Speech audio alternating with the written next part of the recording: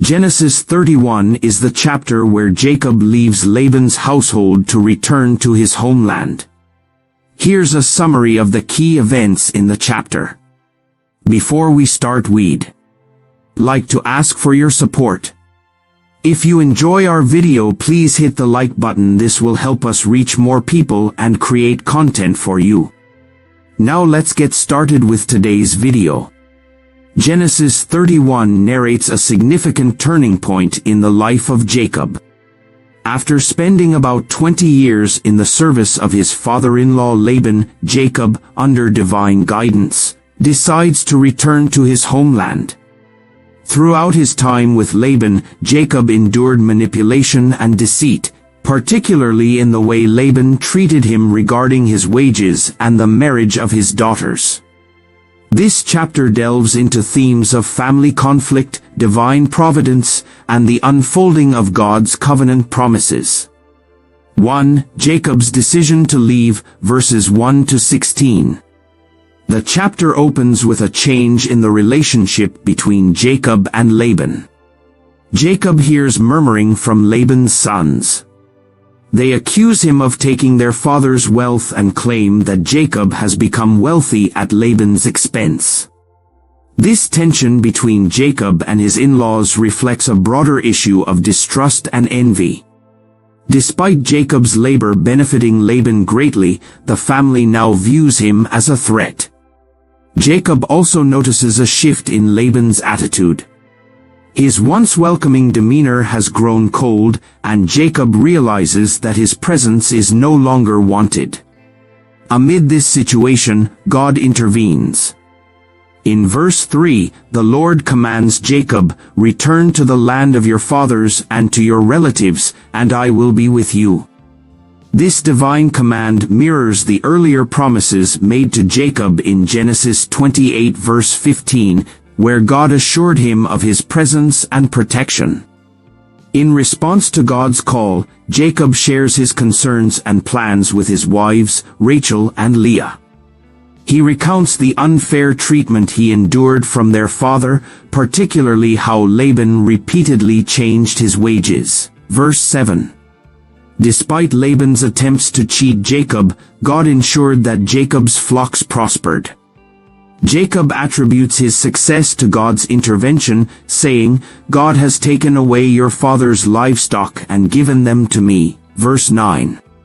Rachel and Leah agree with Jacob's decision to leave.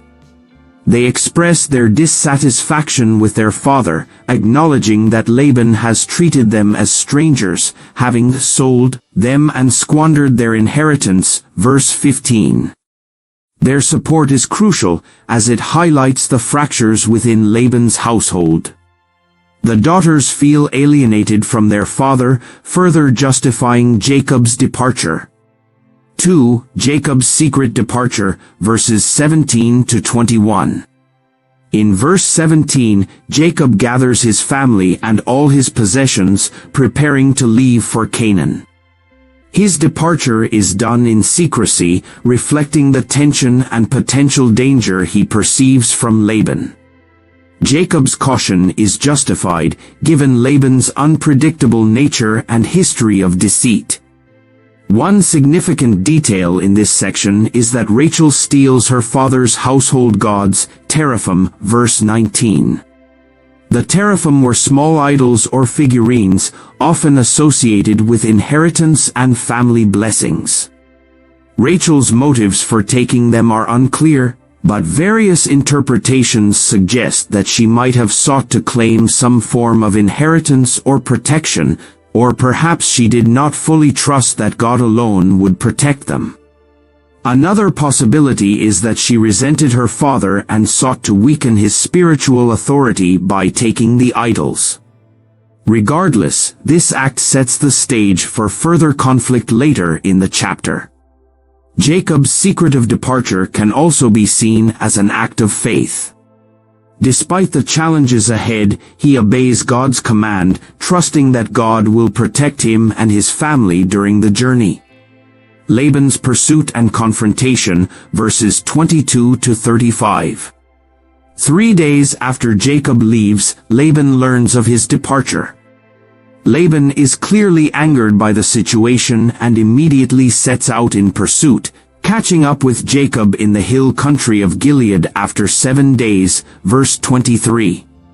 This pursuit by Laban suggests that he may have intended to either force Jacob to return or confront him about the idols, and the sudden departure. However, the night before Laban confronts Jacob, God intervenes once again.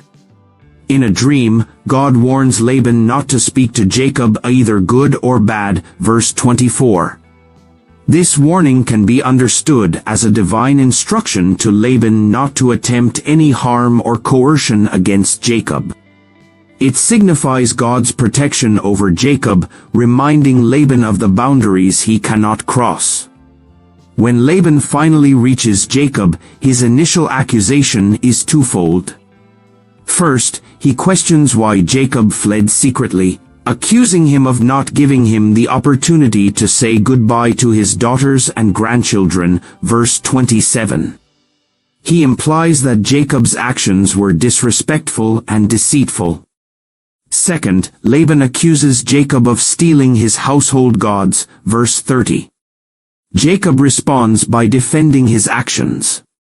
He explains that he left secretly out of fear, believing that Laban have prevented him from leaving with his family, verse 31.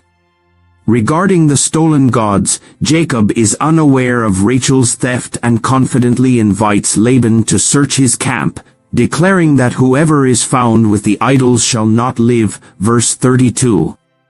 Laban searches Jacob's tents, but when he reaches Rachel, she deceives him. Rachel hides the idols in her camel's saddle and sits on them, claiming she cannot rise due to her menstrual period, verse 35. This clever ruse prevents Laban from discovering the idols, allowing Rachel to protect herself and Jacob from further conflict. 4. Jacob's reproach to Laban, verses 36 to 42. After Laban fails to find the idols, Jacob becomes angry and confronts him. In a passionate speech, Jacob recounts the many injustices he suffered while working for Laban. He describes how he endured harsh conditions, sleepless nights, and various deceptions. Jacob reminds Laban that despite changing his wages 10 times, God ensured that Jacob prospered, verse 41. Jacob's speech emphasizes his faithfulness and integrity. He contrasts his hard work and perseverance with Laban's dishonesty, ultimately crediting God for protecting him. If the God of my father, the God of Abraham, and the fear of Isaac, had not been with me, you would surely have sent me away empty-handed, verse 42. Jacob recognizes that it was God's intervention that preserved him and ensured his success. This moment of confrontation marks a significant shift in Jacob's relationship with Laban. For the first time, Jacob stands up to Laban directly, asserting his rights and calling out Laban's mistreatment. It also signifies Jacob's growing confidence in God's protection and promises. 5. The covenant between Jacob and Laban, verses 43 to 55. Realizing that the situation cannot escalate further, Laban proposes a covenant between himself and Jacob. Laban acknowledges that Jacob's wives and children belong to Jacob, and instead of continuing the conflict, he seeks to establish peace. Jacob agrees, and they set up a stone pillar as a witness of their agreement, verse 45. The covenant involves two main elements. First, Laban and Jacob agree to a boundary, marking the spot as a place neither will cross to harm the other. Second, Laban invokes God's name, calling on him to watch over their agreement. Interestingly, Laban refers to God as the God of Abraham and the God of Nahor, showing that while Laban respects Jacob's God, he also has a mixed understanding of divine authority, verse 53. Jacob offers a sacrifice and invites Laban and his men to share a meal, solidifying the peace between them, verse 54. The next morning, Laban says goodbye to his daughters and grandchildren, blessing them before returning home, verse 55. This departure brings closure to the long-standing tension between Laban and Jacob, allowing Jacob to move forward in fulfilling his calling. Theological and symbolic themes. Divine protection and guidance. Throughout the chapter, God's protection over Jacob is evident. From the command to leave to the warning given to Laban, God ensures that Jacob is safe and able to fulfill his divine plan. This highlights the broader biblical theme of God's faithfulness in guiding his people, even in the midst of trials and opposition. Family conflict and reconciliation.